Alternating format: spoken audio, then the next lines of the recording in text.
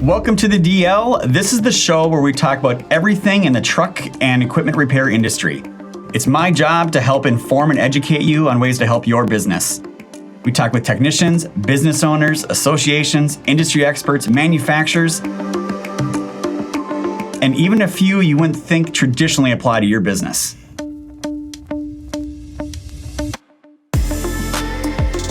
Welcome, everyone, to another episode of the DL. I am your host, Tyler Robertson, the CEO and founder of Diesel Laptops. And today I get to talk about one of my two favorite subjects and the things I'm really passionate about. So number one is definitely diesel diagnostics and equipment repair and that whole thing. But the other side of it, if you can't tell, is the entrepreneurship side of it.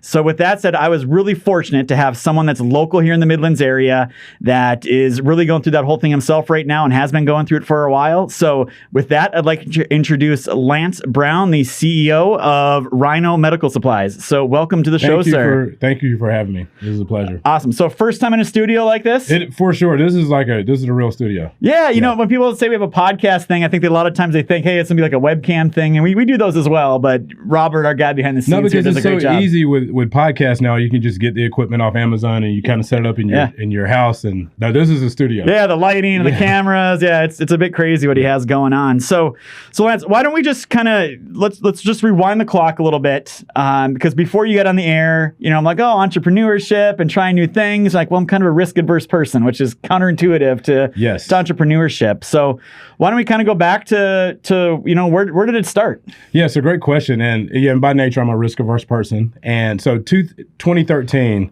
is when I really delved into and started my first business. But it was kind of like 1 foot in, 1 foot out. So I worked for Wells Fargo for 13 years. So I had a real job that paid the bills. So if I did fail, I was still good. In fact, if I didn't have a real job, the hookah spot is my first business. We wouldn't be in business because of the first couple of years of business, really rough and challenging. Yep. So in 2013, we started a business, and it was kind of like, you know, I get to test some things. I'm an entrepreneur, play entrepreneur is what I called myself.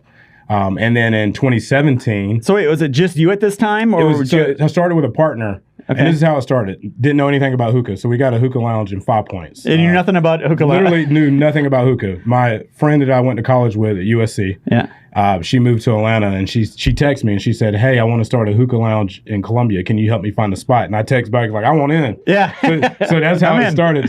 So I a partner in that. In 2015, I took over full control of it. Okay. So I'm 100% owner of the hookah spot. We've been there for 7 years. We started on St. Patty's Day. Okay. 30,000 people in 5 Points. Figured we couldn't lose that day. Yeah, it's a good way to open it up. It's a good way to open it up with 30,000 people, and we've been there ever since. And you know, COVID has presented its challenges with us being it's almost like a cigar lounge. So obviously with respiratory and COVID, we're doesn't always mix very well right now. We're going to be the first ones to shut down and the last to open. Yeah.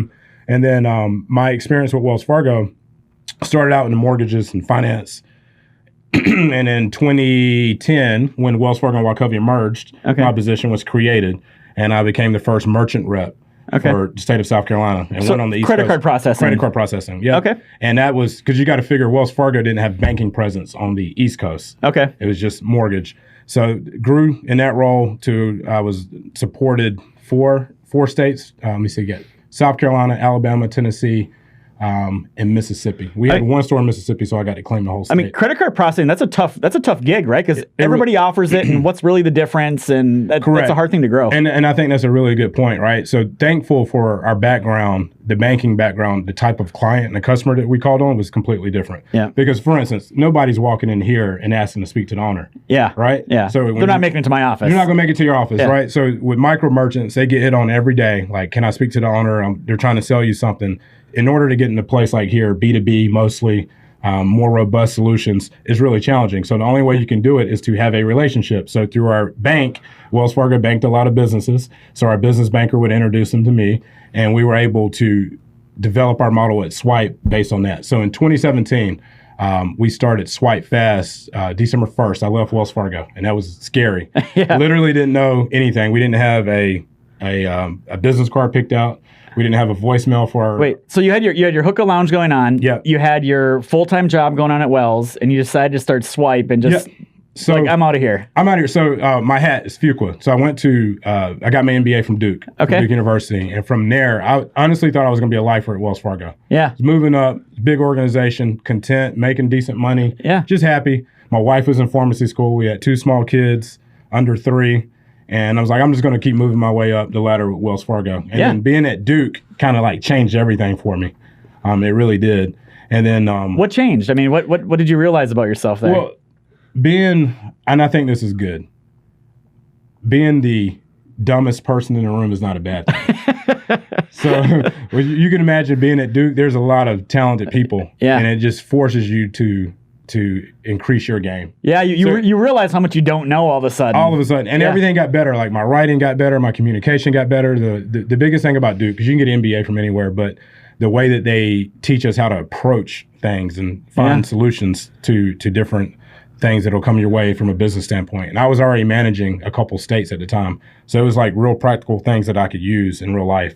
But just being around people and the ambition is different and everybody's really doing big things, it kind of focuses you a little bit. Yeah. I'm from Spartanburg, South Carolina, so I've lived in this 100-mile box my entire life. And then we had people flying in from Puerto Rico, from San Francisco, from New York.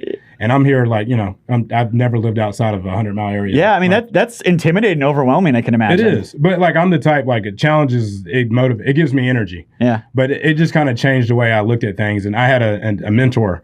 And when I was looking at business school, this is a true story. I'm actually, my wife will be mad at me. But I'm a Gamecock. Yeah. Gamecocks are doing pretty poorly on the football field. I was like, I need a new school to play. So I was like, I'm going to get an MBA. My wife's like, you're an idiot. Yeah. So I talked to my advisor, Anton Gunn, and he said, well, what schools are you applying to? And I was like, Alabama, Florida State. Yeah, all the big football schools. Yeah, LSU. And he's like, well, why not Duke? Why not like the elite schools? I was like, because it costs too much. And he's like, well, that's what it costs. Yeah. Yeah, you get what you pay for. $120K education. I was like, you know what? He's kind of right. So then when I laser focus on anything, then it's either that or nothing. So the only school I applied to was Duke. Okay. And luckily, they let me in. Yeah. I finished my MBA in 2016, and then from there, the wheels were turning. It was like I gotta like do my own thing, and then at the same time, the scandal with Wells Fargo and the fake bank accounts. Oh yes, I remember. It changed the sales, the partnering relationship, like everything changed. Yeah. So it was just kind of like the door opened. It forced me to make a decision, and perfect timing. One of my partners, Alex Karadek, who's like a brother, a mentor, and a partner. He had left the bank a while ago, started a real estate business, and him and his dad grew it. I mean, they were buying 1,000 houses a month at one point. Wow. So they had the largest portfolio of subprime mortgages in the country. Dang. Right here in Columbia. Yeah. And he made it to where we could leave and be comfortable and grow Swipe the right way, go after the right customers. So we were very strategic in who our ideal fit was. Yeah. And that's kind of it. And then based on that, when COVID hit, we didn't kind of looking at each other. We had a meeting, like, what's going to happen? And Alex kind of reallocated his resources, and he started a PPE company. And we had a disagreement on the commission, and that was a catalyst for Rhino. And it was it's the best disagreement we've ever had. Yeah. Because we wouldn't have Rhino without it. And Rhino has just grown like leaps and bounds. Yeah, so it's crazy. We come from completely different areas. I came from northern Minnesota. You were down here. I was in the transportation and trucking industry. Mm-hmm. You obviously were in the banking industry and doing those things. But a lot of similarities. You talk about working full time and kind of putting your toe in and doing the thing. That's exactly the same thing I did. I'm working full time and I'm working part time. And you put a lot of hours in because you're putting your energy into your regular job, and then it's time to come home. Same thing. I had 2 kids under the age of 3 when I quit my job working for my previous employer, and it was like, all right, regular paycheck gone. Yep. Here we go. Yep. Like we gotta make it happen. Yeah. It's all on me now to put food on the table, make that mortgage payment every month. And then you mentioned that disagreement. Same thing happened with me at work. Disagreement with my boss, and I thought I would work forever at the company I was at. And at the end of the day, I was just like, you guys, just things got forced upon me that I wasn't expecting. I didn't see coming. Yep. Kind of like you talked about with Wells Fargo, COVID, nobody saw that coming. Mm-hmm. Same thing happened in my life. I was like, man, this is not a good thing. And it turned out to be the best thing that ever happened to me. It's a blessing. Yeah. And I think this is really important, right? Because the way I look at it, Wells Fargo, if I'm a general, I was a senior market manager, and I had a sales team that I supported, then I take marching orders, and the day that I don't agree with them is the day that I have to leave, because I have to execute their plan. Even if I think I can do it better, I have to execute their plan to the best of my ability. And I think a lot of times what happens is like people think that they know better. Even if you do, Yeah. It's not your job because it's not your company. So when you work for yourselves, you get to make those decisions. And sometimes you fail, but it's your decision to make. And so when it got to the point where like the direction we were going, it wasn't up for me to kick back against that. It was time for me to do my own thing. So let's talk about Rhino Medical Supply. Yep. So when was the point where you were like, what month was this, right? Because like middle of March is when kind of things started to really get shut down. Yeah, so April, our first customer, we sold 1.5 million masks to. So he's like, all right, this is something. Yeah. And honestly, we didn't know if it was just going to be a good opportunity while it was hot or if it was going to be a sustainable business. And then we sold 100,000 gallons in one of our hospitals. And you got to figure out with COVID, it's almost like a funnel, right? So the guys at the top, or a pyramid, the guys at the top of the totem pole still gets priority. Yeah. And the guys at the bottom gets less priority. So New York State, it was hot, and then you can see Governor Cuomo on TV. Yep. Like, send us PPE. Watch them every day. So they get the bulk share of PPE. The larger hospitals would be next, and then the smaller states and the smaller hospitals would be the bottom of the totem pole. So we were able to deliver to small to mid-sized hospitals when nobody else would. And our customer said, I don't know what your plans are, but the two people that helped us the most, neither one of you guys were in medical. So if you don't plan on being in business, we plan on doing business with you. All right. So that was the catalyst. Like, we got something. Let's back this up here a second. So you guys see COVID happening, and we saw it early too because our two biggest suppliers were the first one, China, right? Got hit first. Yes, yeah. Our next biggest supplier is Italy. Yep. Got hit second. And then our third biggest supplier outside the country, Spain. Were you about to say Spain? Yeah, we were like all three were like, all right, this is going to happen here. Like at that point, we were like, this is not going to get contained outside the U.S. I think a lot of people thought like it would just miss like SARS did and some of those other things, but it came. So, you guys are sitting around seeing this in the news, being like, hey, man, I think there's an opportunity here for us to get in this business. And and what makes it unique is that typically in a downturn environment, you still have to have capital to make capital. So like if you got money and houses are foreclosing, you could buy a bunch of properties up. Yeah. Or you could buy a bunch of stock. In this environment, you didn't need a lot of capital to really make a splash. You just needed relationships. Yeah. Because hospitals were wiring 100% up front when it first started. Oh, they were. They were like prepaying. There was no like 30 days. 30-day net. So now you have people who have great relationships. Like, we'll give you money now. Give us some PPE. Yep. And because of that, there were a lot of people on the playing field, 20 weeks ago that no longer are, because hospitals were like blindly trusting people. So, they didn't get the material. It was fake. It wasn't authentic. And so it leveled out a bunch of people in the playing field. Well, so let's talk about that first. So you got two sides of it. You got your supply chain side, and then you have your sales side, right? Correct. So supply chain side, I mean, how were you guys just ahead of it to go find these suppliers and relationships with manufacturers, or how did you guys get ahead of it and able to go source it? Great question. And that is, I would probably say when we first started, like all jokes aside, is 18 hours a day on the phone. Yeah. Especially when we had the disagreement with the commission structure, we had to find our own and develop our own supply chain. Yeah. Right. And it was more of a broker model at first. Yeah. So that takes countless running down rabbit holes to find the right people. That's just you're online finding people, doing LinkedIn. Chats. Everybody's got something. Everybody, a lot of the manufacturers reps in like China will reach out to you because they want their gowns. Yeah. They were making book bags 2 weeks ago. Now they're making medical gowns. Yeah.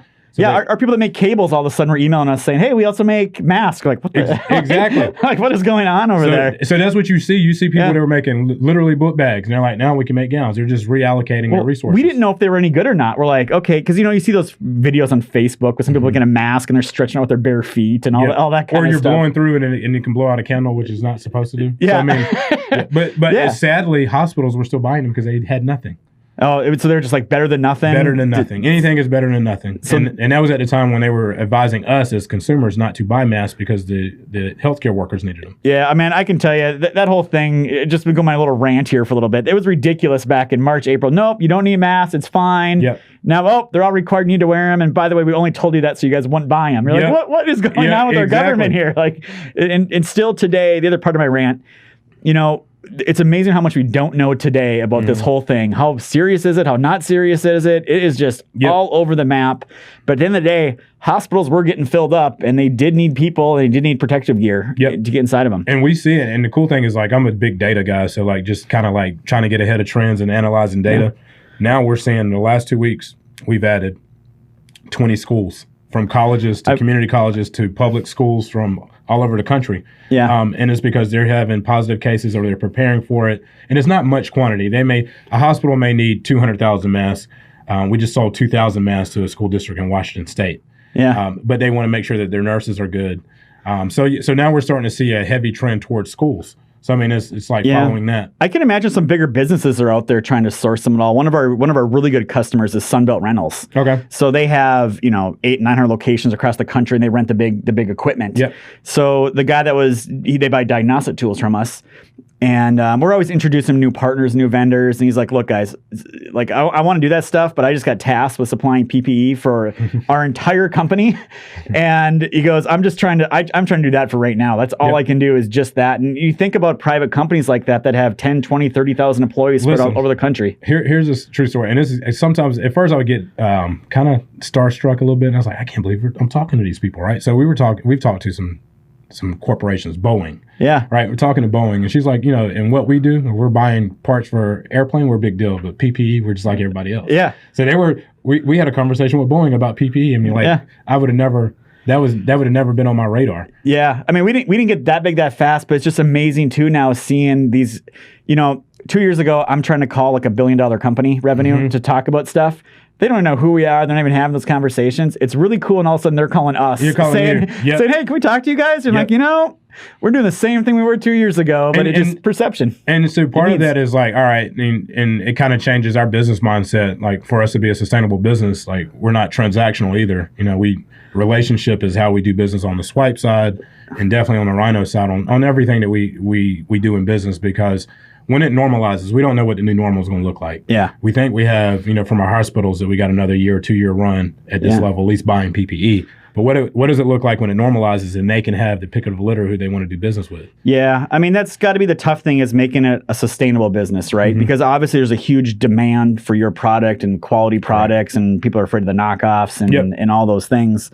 So that's the big question now. How do you do that? How do you make this like next 5 years, 10 years, 20 years? Have you thought that far down yet? Yes. Well, I couldn't say 20, but definitely sustainability is important. So the bigger piece of that, and that's a great question, I think the biggest piece is making sure that we continue to develop our own supply chain, right? So like this, you see the Demitech mask, that's a U.S. company, and we work directly with Demitech. I was in Miami 3 weeks ago meeting with them. So we have a direct partnership with Demitech to sell their masks. So with lead times, with tariffs, with trade wars, China is not reliable. You can order something from China and it's supposed to be here in 10 days. It could take 30 days. So now we can control the lead times. We work directly with them. They don't work directly with anybody. So if a hospital likes this mask, they will have to come through us to get it. Yeah. So that gives us longevity. Same thing with hand sanitizer. So all of the heavily requested items, my job daily is to make sure that we are starting to secure the supply chain domestically. We're about to lease a building, a 10,600 square foot warehouse that'll allow us to start carrying inventory too. So we're growing that way so that we can carry inventory, that we're dealing with domestic companies. That's all a big piece of the puzzle. So to this point, you've been able to source the product.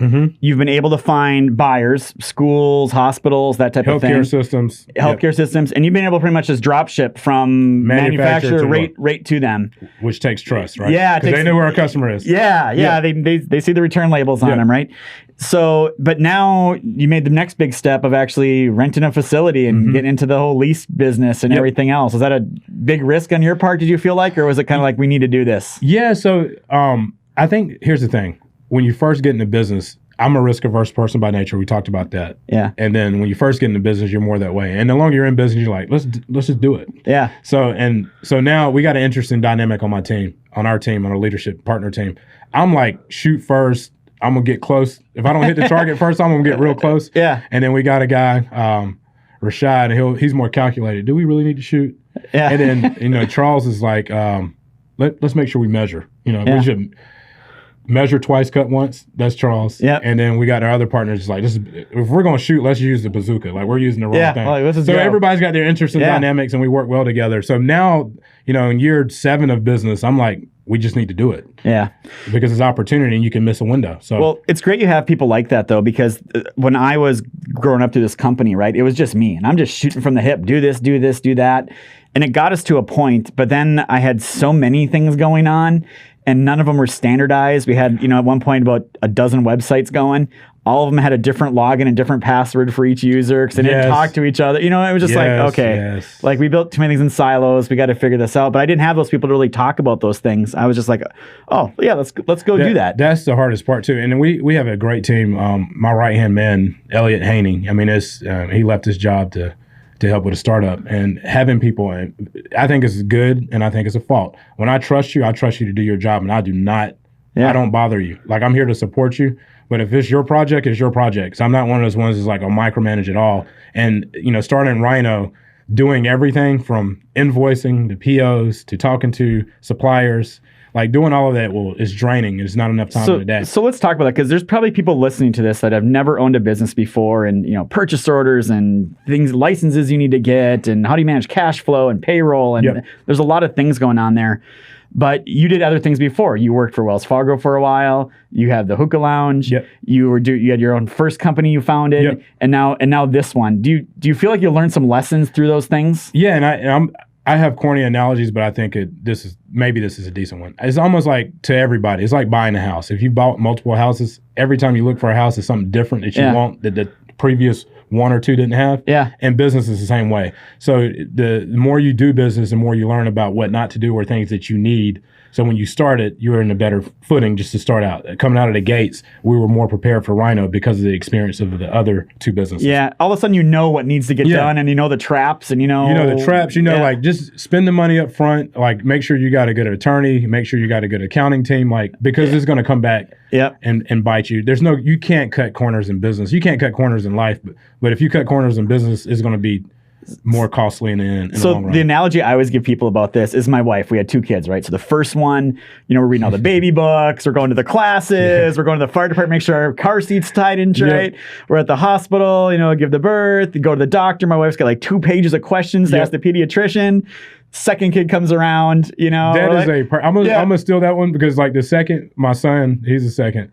We just took his passy for him. Yeah. The first one was like, do we really want to take Larkin's passy? Like, she's gonna hate us. Yeah.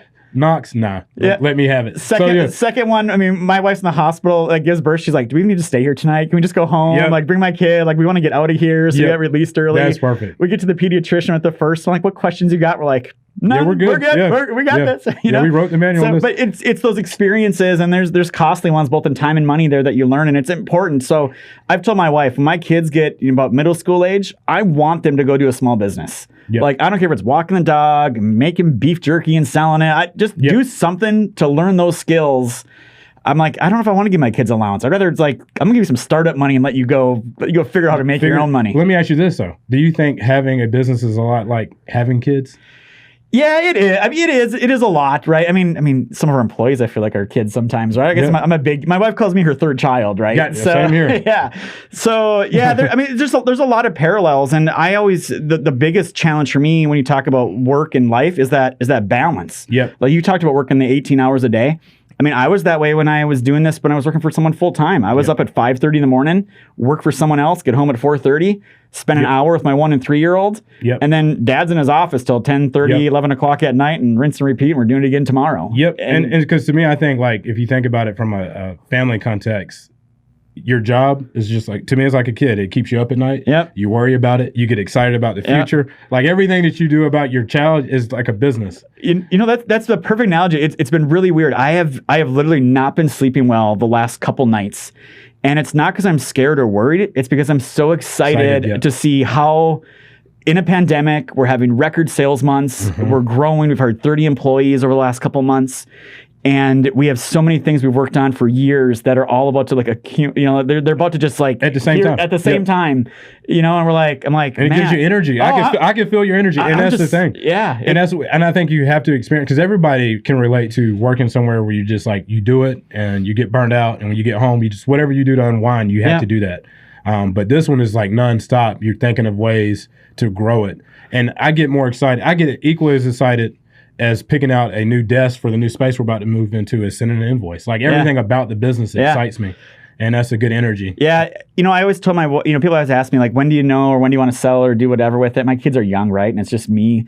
And I'm like, you know what? When I wake up and I'm excited about coming here to work and I enjoy what I do, like, I'm going to keep doing that for a really long time. Yep. So, it's crazy. I've been offered crazy amounts of money to sell the company. I'm just like, that's not even what it's about anymore. Yep. Now it's about creating change, putting a little dent in the universe and doing something a little bit different and trying to improve the way things happen. So and you inspire people too. I mean, I want to make sure. I don't know if anybody's told you on air. It feels really weird. I feel really weird when people say that. It's true though. I'm not out there trying to like inspire people. I'm just excited to tell our story. But if you think about it, it's not many. And I do a poor job at this. It's not many people that gives insight of how like CEOs think and the decisions that you have to make and the successes and the growth to be able to see it. It inspires people who are like, I can do this too. I mean, that's kind of that's why I reached out to you. It's and you'll see a part in the book is like, find someone that's more talented than you and stand beside that person. Well, let's talk about the book for a second. Because the very first time you talked to me, you sent me a message on LinkedIn. Yep. You're like, hey man, I'd just like to introduce myself and talk to you. And, I'm like, hey, that'd be great. I'm always for doing that. And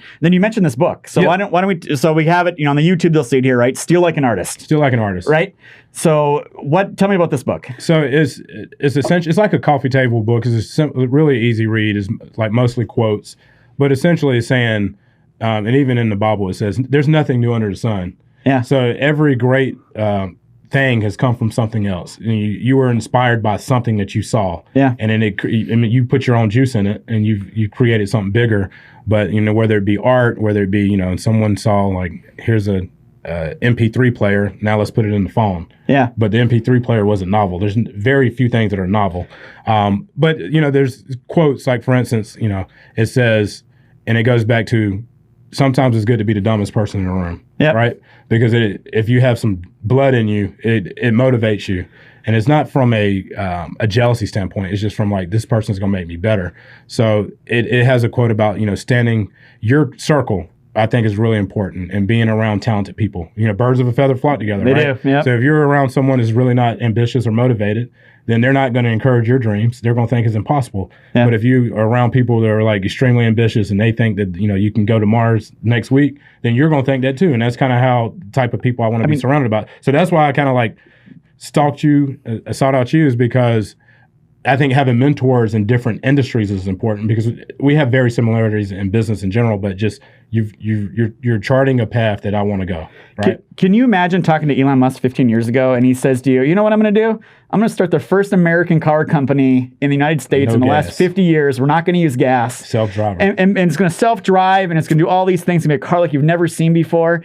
Oh, and by the way, I'm also going to send someone to Mars. Yep. Right? Yeah, you would have said, you're crazy. You're crazy, man. Yep. You are absolutely crazy. And a lot of people have bet against him, and here he is. And, people see it a lot in tech. It's a lot of other businesses as well. And you mentioned, you don't necessarily need to do something new. Like, a lot of what we do isn't new. Yep. We're just trying to put all the pieces together. Yep. Instead of having to deal with 8 people, you can deal with 1, and we'll make those work cohesively, and we'll make improvements as we go. So I think a lot of our competitors look at us and just say, oh, they're just doing this and that. And then, we're like, no, but we're also doing this, and that. Right. And they don't even see it. They don't see it, that they can't put those pieces together. And I don't know if it was Michael Irvin who said it, and I think this is true. Like, because I think entrepreneurs are wired, we have to be wired a little bit different. Because literally you kind of eat you got to question everything, and you got to think the different angles. Yep. Yeah. And he said that the ordinary doesn't understand the extraordinary. Yeah. Because sometimes you talk to people and you're like, this don't get it. Like they're looking at you like you're crazy, and it's like, we just think differently, and that's okay. So 2 years ago, we had this idea to deal with the truck parts industry. This is a $34 billion industry, right? And if you can make a list of all the things that industry requires that's just ripe for disruption, it's the truck parts industry. They still people call or go to the store. There's nothing's electronic, and it's disjointed and all these things. And I was literally telling people, like, you know what? I'm gonna go fundamentally change the way that $34 billion truck parts industry works. Wow. And they look at me and they're like, okay, whatever, dude. Good luck with that. And I'm like, you know what? That's cool. I see it, right? Yep. And I think it took a while for some of our employees to understand it. But now when we talk to our employees about it, and we're at the point it's about to come out, right? And we're showing it to people, they're kind of like, okay, this is legit, and they're like, where'd you guys come from? I'm like, garage. 5 years in the garage, man. That's where we came from. We just want to make the world a little bit better place and do our thing over here and try to keep growing, right? Yep. And not just as a person, but as a business. And that's what's been cool in your story is I got a feeling that Rhino's not the last company you're going to start. Yeah, we're about to. we just launched it. We got our minority business enterprise certificate. Okay. Which is good. Because like the companies like BMW and Fluor and Boeing. That's big companies around here. That's important to them. So we just got that. So we're starting a Rhino industrial supply. Okay. And that's going to be more catered to PPE for like the industrial type businesses. Yeah. You know, like it could be earplugs, it could be safety goggles. So we know it's a market because we get asked for it. Yep. And then the next question is like, well, you know, how can we do business with you? What makes sense? So that's something that we literally just launched, and we're going to have that out pretty soon. It's just crazy, and I've had a couple guests on this year on the podcast, and it's crazy how something as horrible as COVID, how many good things and how much change is forced all of a sudden because of that situation. And I really feel, and it's maybe insensitive for me to say, but I really feel like as a society and as a country, I think we're going to come out of this thing much better and stronger than we went into this thing. No, I agree, because I think just from, you know, a human standpoint, an emotional standpoint, like it allowed us to level set. Like priorities, things that we thought was important is not really important. Like I communicate with even family. Like more than I have. Same here. I didn't, and you know, just kind of like a byproduct. Of, hey, Dad, how you doing? Right. Hey, brother. You know, So I mean, I've been on. I've had daddy daycare going on since March. So this is my wife is a pharmacist, and she's got a week on, a week off schedule where she can work from home for weeks. So that allows us to kind of do the virtual learning thing. But no, it's allowed us to level set like priorities and what's really important, and to make sure that they say give flowers to people while they're living, right? Yeah. And you can make sure that you stay better in contact. I've had Zoom calls with friends that I haven't spoken to in years. You know, we keep up with each other on social media. But we've actually had like Zoom calls. My buddies at Duke. You know, we'll have a Zoom call. So like it's those type things I think there's a lot of good. And then also realizing sometimes workers who you may not think is essential, you realize like these guys are really essential to us. And they really help us live and go about our day, our daily lives. I mean, I really feel fortunate. We were able to keep all the employees on payroll here. We were able to do the COVID testing. We're able to do the Diesel Academy we got going on downstairs for a lot of the elementary school kids. And, you know, I go back to, you're right, things have changed. Perceptions have changed. Yep. You know, the new normal. It's going to be a new normal. Like I think everybody, hand sanitizer is always going to be a thing.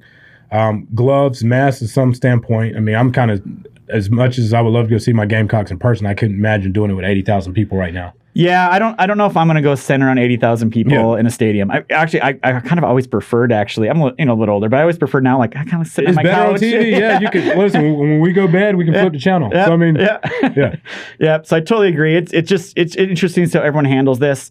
You know, I saw the CDC announce today they think they'll have a vaccine ready to go by November 1st. So I feel like we're at the tail end of this thing. The rapid testing. I hope we are. Because you guys do testing here every week. Every week, yeah. We do the saliva test. It's a program through USC. Actually, we got on a pilot program with them. So, yeah, they're, you know, you had this, you know, as we're recording this here, this will air later, but we have, you know, they're going back to school now, and, you know, we'll see how school turns out this year, right? And everything. So it'll be an interesting year. Well, so, I mean, one of the things we're working on is progressive. So part of being, I think, business owner is making sure you're proactive and progressive and staying in front of what's coming down the pipe. So testing is a big thing because we talked to Duke Energy. My days run together on Tuesday. And one of their biggest pain points, they're good on PPE, but it's like, how do they get their guys back to work?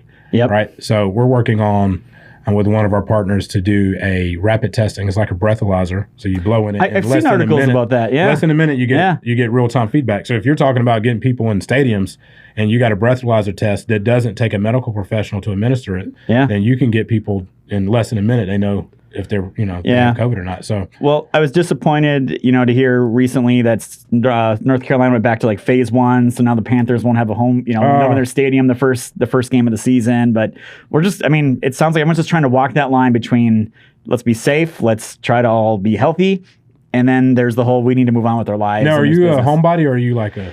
I'm normally a homebody anyway, but the only time I'm not is when I travel for business. Gotcha. So, you know, usually January, February, March is like trade show season in our industry for whatever reason. And I was in Vegas at a big convention, 130,000 people. Wow. And they cut it short, and that's right when like the NBA canceled, the NHL canceled. Nobody knew what was going on. Yeah. No, it just like they were like, we're shutting it down. You're kind of like, okay. Yeah. And so that for me from COVID, I'm a homebody. So when I go home, I'm playing video games. I'm spending time with my kids. Like I'm looking at Gamecock stuff.